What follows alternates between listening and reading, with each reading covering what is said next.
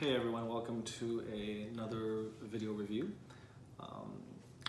Pretty late at night, so I wanted to give a chance to talk about this a piece that I just got in today.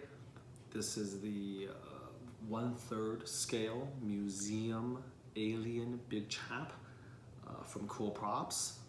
This is scanned from the full-size life suit, I guess. Is it the full-size suit or the statue at the Giger Museum in Switzerland? So it's laser scanned from that, collectible or from that piece of art that's hanging in the Giger Museum, and then from that they created the mold and the cast for this. So this is about as authentic as it gets when it comes to the big chap from the movie Alien. So let's sort of go over the piece itself and go over some of the positives and the negatives. There's not a whole lot of YouTube videos out there again of this. This just recently came out. I think a smattering of collectors have gotten it. Raphael did a very nice one. He was one of the first to put it up. I think he got his from Sideshow, as did I. So number one, it comes in two boxes. The display cabinet, this display case has to be built separately. You have to put the top and the four sides together. It's not glass, it's acrylic, and it comes with like the stickers throughout the entire panel to sort of protect it. So it's pretty nice. I mean, I think acrylic feels a little cheap, but glass I think would be way too heavy, way too expensive. It's a reasonable compromise. And for the size of this thing, you do have to put it together, which is a little bit tricky. You have to figure out how to line everything up, and you have to magnetize things and that type of thing. So overall, I think the effect is pretty good. I think it's almost impossible to put it together without having a little bit of dust and stuff like that in there. But I think overall, the effect is really classy for what you get. And the other box has, of course, the base and the actual statue itself. As with all of the CoolProps products, they do pride themselves on all of their collectibles coming from the original screen-used props. That's what they call themselves, CoolProps. The base is very nice. Classic matte black. No, not a lot of bells and whistles. Overall, pretty good. The bottom just has the logo, and again, to distinguish themselves from other collectibles and other companies, they don't put the number or the limitation on the bottom of the base. They actually have their own plaque, and this is really nice. It says Alien, Giger's Alien 1/3 maquette, Museum HR Giger, and mine is number 123 out of 1,000. I don't have it because it's in the box, but it also comes with a laminated certificate of authenticity, also with the limitation and a signed certificate, a very nice one from the Giger Museum. So in terms of authenticity, I mean, you can't really beat this. Again, it's scanned from the full body suit that's at the Giger Museum. On that level, it's probably, again, the most accurate or the most authentic big chap replica out there. If we want to talk about versions of this that have been made, the list, there's only so many, especially of the full-size statue, not of the bust. The highlights, we have the 1/3 scale Cinemaquette Big Chap. This is the one with him pirouetting. He has chrome teeth. It's considered a classic now, very difficult to obtain. When it was first released, there was some controversy because of the pose. There were some concerns with the Cinemaquette alien leaning a little bit because again, it's attached mainly on one foot, I believe, because it's almost like pirouetting. It's almost turning around. So there was a lot of jokes at the time comparing that to like a ballet dancer pirouetting. But the thing is that it was sculpted beautifully by Paul Komoda, but not a digital scan.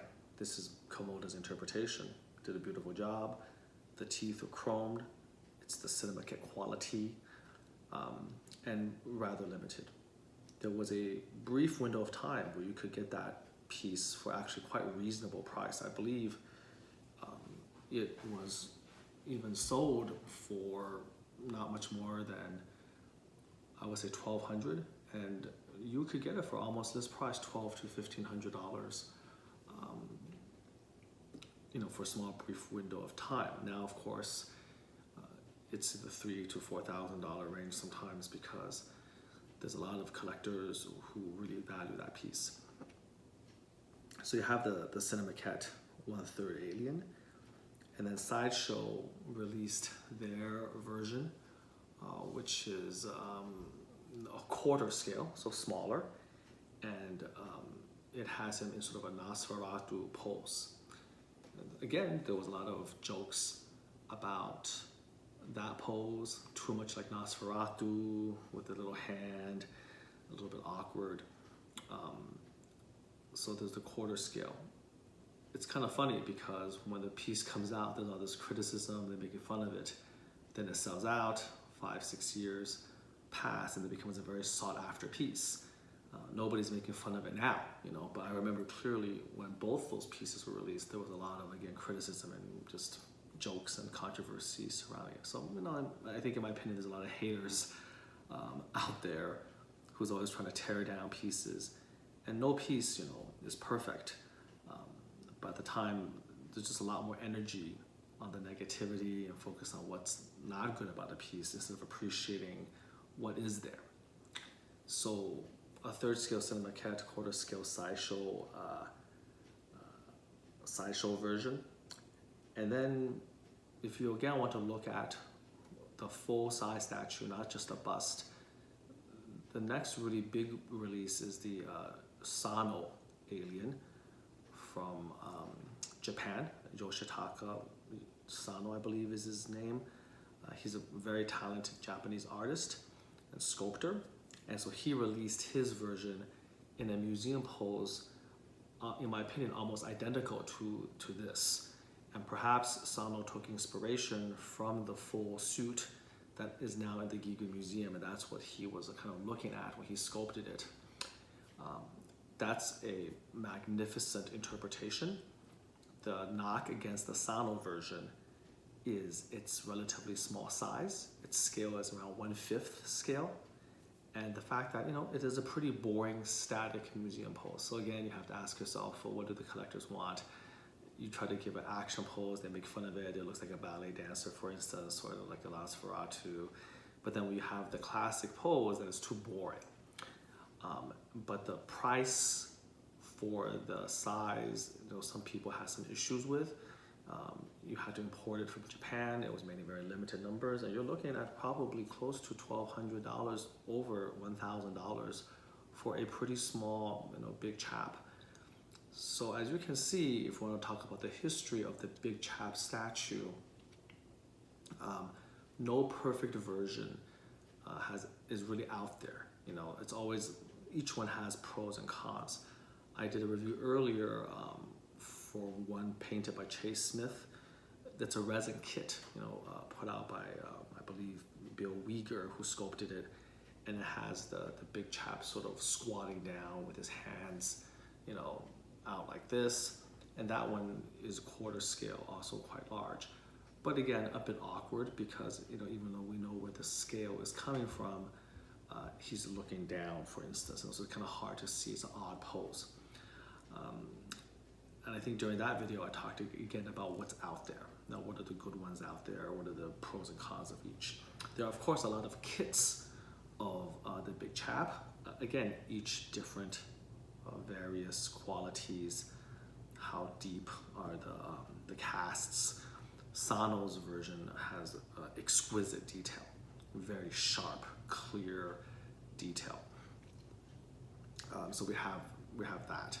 I think there's another collectible coming out, again out of Japan, being distributed by Sideshow. The pre-order for that one came up a couple months ago, close to $2,000, $2,000 for a fully built, a painted version of the Big Chap bending over. Again, not the pose I would have chosen to try to sell $2,000 version of the Big Chap. We understand where it came from. You know, people who are Alien Big Chap connoisseurs, they know where that pose comes from, but it's just a very awkward, silly looking pose with him just literally bent over. There's gonna be jokes about that. So that's really what's out there. So this is CoolProps' foray into the field. As far as, again, the pose, in my opinion, having seen and owned almost all of the Big Chap pieces, both licensed and unlicensed kits, this is probably going to be the definitive version. Okay, it doesn't get much better than this. You have the certificate of authenticity, you have a very classy plaque, beautiful understated base with a display. It's definitely something, again, that would fit right in a museum. Okay, the pose, while boring, is safe. It's not open to ridicule. You don't have jokes, again, with dancing. The guy have a stomach ache, he's bent over double, or he's getting ready for some other activity we don't really want to talk about on this family-friendly channel. There's no jokes there. He is beautiful, museum display, museum base, museum pose.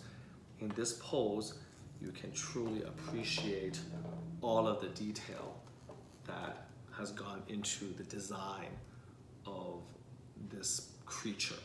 And he is one of the most famous designs in movie horror history. This is sort of what propelled Giger to fame.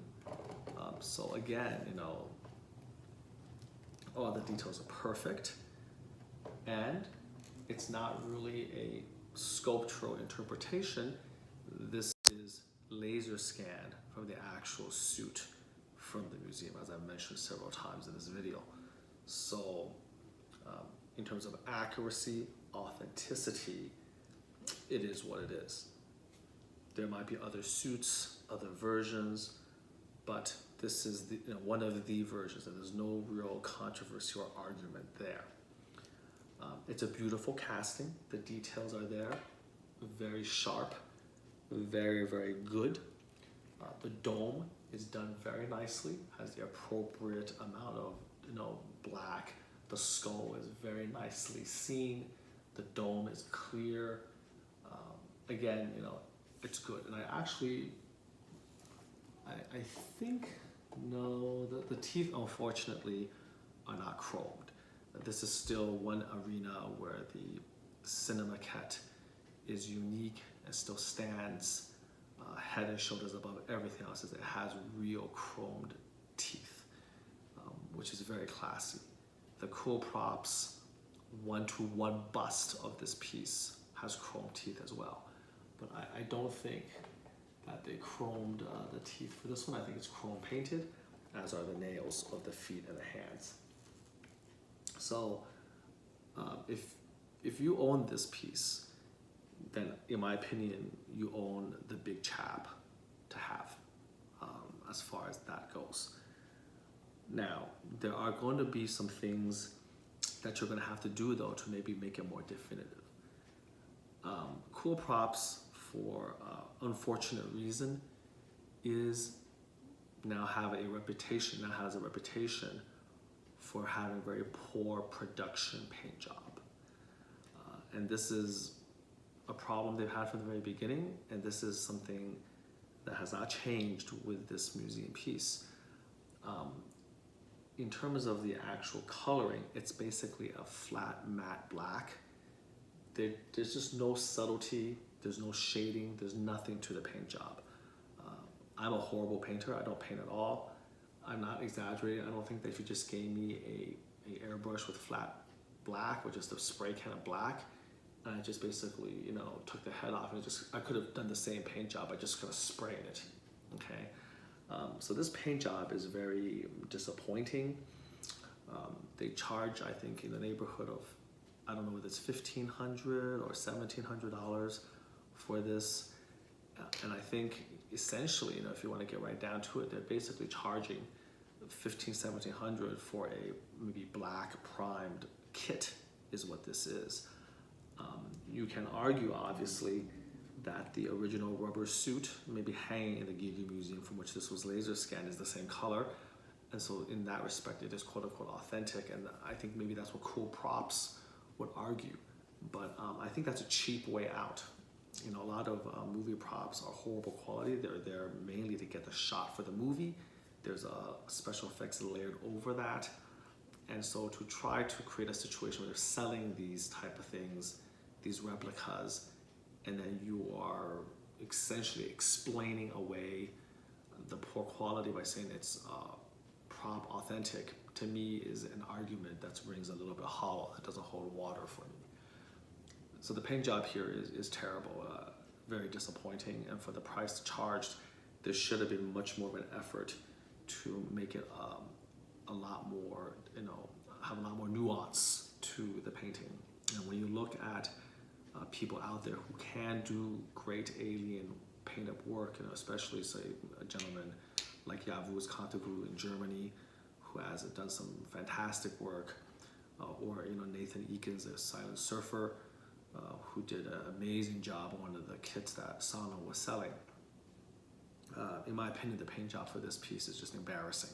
You know, Rafael Robledo did his version where he just took gloss and literally just glossed it. It took him 5 seconds, and using gloss alone with his eye, he made the statue just look more authentic, more real, more true to the spirit of the monster from Alien.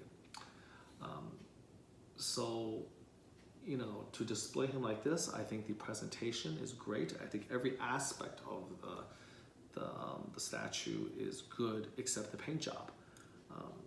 And at some point, you know, CoolProps is going to start running out of quote-unquote cool props to sell us, and they have to step up their game when it comes to the quality of the actual paint if this company is going to survive. I don't think that they're going to survive for very long if their only gimmick or their only shtick is basically giving you prop replicas that are pretty rare. It can only go so far. I own the 1:1 scale dog bust. I own the 1:1 scale big Chap, and I have the maquette. Their dog maquette is being created by Prime One. The production is by Prime One, so the quality hopefully there's going to be really good. The paint job is going to be good, but after that, it's hard for me to see me buying too much more of their products because of this issue. Because, you know, it means that, you know, you spend the money to get this, and you have to spend an extra $1,000+ to have it professionally painted the way it should be, which is not very good. So very heavy, by the way. It's going to be a good 30 to 40 pounds when you put everything together.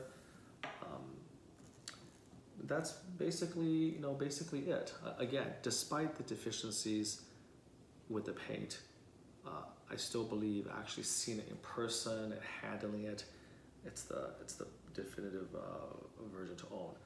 Now, in terms of a little bit of the nitty-gritty, I talked about how difficult it is to put together the display case. You know, you have to be careful. The body, you know, is very simple. There's a head, 2 arms, and a tail. Nothing to it. I feel like the seam line where the tail attaches to the body is a little bit more noticeable. It's magnetized, but because of the weight, the magnet is not quite strong enough. You should really feel the magnet click up. It doesn't quite do that. It's there so that doesn't drop, but again, it's a little weak. You can see the gap a little bit more easily. Another thing is that there are 2 metal rods that go into each foot, and they're not equal. The metal rod for the right foot is thicker and taller, and the metal rod for the other one is a little bit narrower. You're gonna scratch the bottom of the foot getting it in, They're a little bit too narrow. We have to very gently force it apart and then sink it in. And I don't look forward to pulling it up. It's going to be hard to do. There are little tiny imperfections. For mine, the base is a little bit of a rub here. A little bit of a scrape came out of the factory. There's a crack, very small, in the corner here. I'm going to get the top of that replaced by Sideshow. It'll take a while. And that's I guess this is as good a time as any just to talk about defects, or so-called defects. There's certain defects, again, that as a collector, you just have to live with. When I first started collecting about 15 years ago, everything had to be perfect. I used to agonize over every little imperfection. And at some point, you do have to sort of let that go just to be able to enjoy the collectibles. They're not making Lamborghinis here. These are factories in China. They're making this by the thousand. The resin, the way it's being cured, the way the paint is, how it's being delivered, you're going to have little tiny imperfections, like the wood here being a little bit warped. There's a little discoloration here or there, It's just something where, again, if you look close enough, you're going to find some defect in every single piece. And as long as it's not actually broken, I know that as I've gotten older and more experienced in collecting and, have a little bit more history, I've learned to just sort of let those type of things go and just enjoy the piece for what it is. The crack up there, is an easy fix, easy replacement. It's just a little piece of acrylic. And so I talked to our distributor and they'll get that taken care of. But it doesn't detract from the piece in any way. And if you sell for secondary value, if the piece really is a good piece, it's going to go up. And little tiny defects like that, shouldn't prevent anyone, I think, from buying it from you. And again, perfection in this type of thing is really not meant to be. So that's what just be my advice to some of the collectors out there, is to try to let go a little bit. And I was absolutely with you there, looking at every little tiny dot ditzel. But that, I think, does really take away from the enjoyment of the hobby if you get too mired into that, because it's so hard then to find a piece that's truly going to be perfect. Even customs, especially customs, I like to say, are going to have a lot of defects, because of the production process. So this is my review of the CoolProps. I am going to have it professionally repainted. I'm a big fan of this character, and if I want the definitive version, it has to have a better paint job than this. So it's going to have a very nice repaint, and when that's ready, I'll do another video to showcase that, so that you can look at this one and then look at the new one and can kind of see the difference in the improvement, all of that. So I'm going to stop this video for now, and I'm going to go in for a little bit of close-up, which might be a little bit tricky with the acrylic. I'll see if I can take the acrylic off, and then next section you can get a little bit close-up of the detail and all that. Okay, so I'll see you in the next section. Okay, welcome back to the next section. This will be a little bit tricky because this guy is just ridiculously tall. He is 1/3 scale, and I'm placing him at easily 30 inches. So let's just kind of methodically start from the bottom on up. Here again is the really, really nice, classy plaque, which gives you the edition number. Mine is number 123 out of 1,000. It's from the museum H.R. Giger collection, Alien. That's very nice. You can see the base right here. Again, just flat matte black, very, very classy, nothing too flashy, not a very busy base. Again, over here, you can see there's little tiny flecks of stuff here. This can be easily sanded and painted black. It's not a big deal. So here, again, is the base. And I think maybe this here, I'm going to put the plaque aside. This here might be maybe the beginning of the scan, from the Giger Museum. I've never been to the Giger Museum myself. It's in Switzerland. Never had the opportunity. So I've never actually been there to see the actual, suit, for instance. But this looks pretty interesting, pretty unique. Seems unlikely that CoolProps would create this part here from scratch. And it feels kind of like this might be maybe the base where the real life-size suit is sitting. So let's do the front. Here's the feet with the tail kind of going across it. I'm just going to kind of slowly move up. Back up a little bit. It's having a little bit of a hard time focusing just because of the light.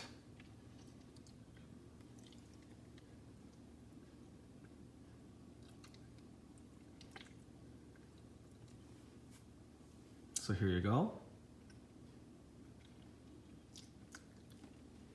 Again, very static museum pose. This is very similar to the pose of the Sanal Big Chap. He's on my kitchen island, so he's so tall. I have to really go over above his head to keep at the top of the dome. I'm on tippy toes right here. Here's the side picture. Try to get close in.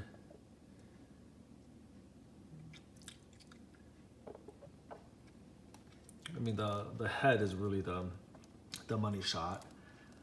I gotta be honest with you, I really don't know whether these teeth are chromed or not, or chrome paint. If it's chrome paint, it's one of like the best chrome paints I've ever seen. I mean, you know, it's hard to show it on video, but you can actually, like, I swear you can see the little glint of the light reflecting off of it.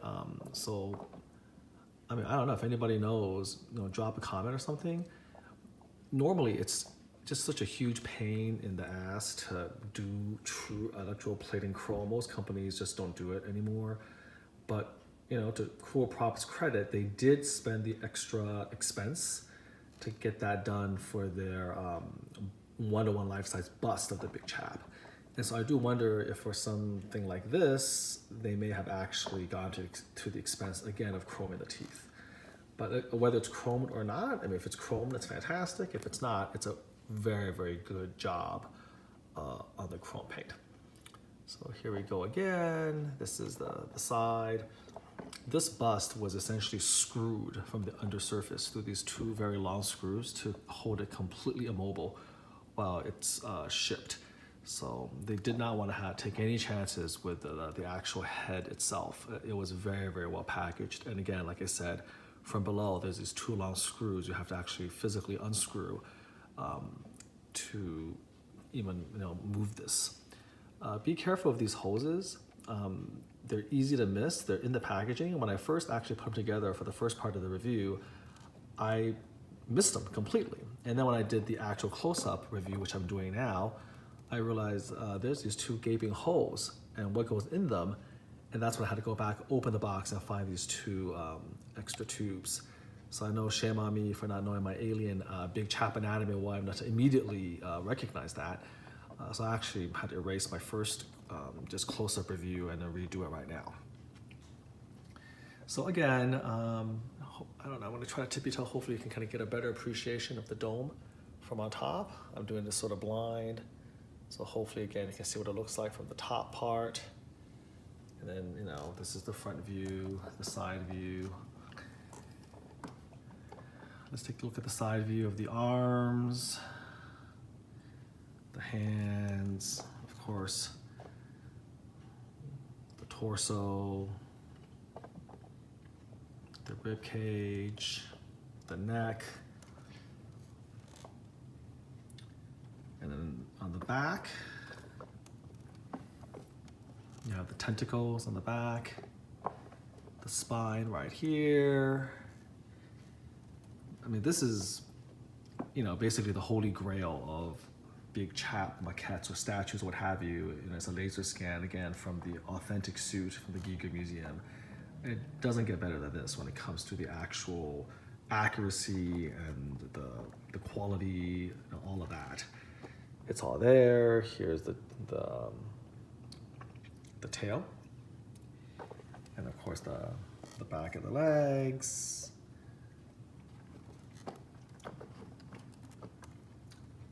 So part of the purpose of this review is just to kind of show you what you're going to be getting when you buy this piece, okay?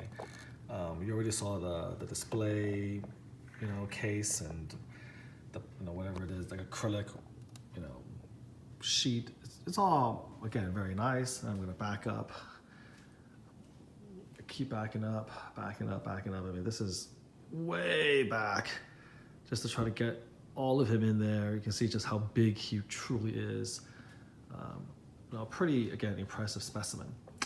Now, I'm going to try to start twirling him around while I talk about this.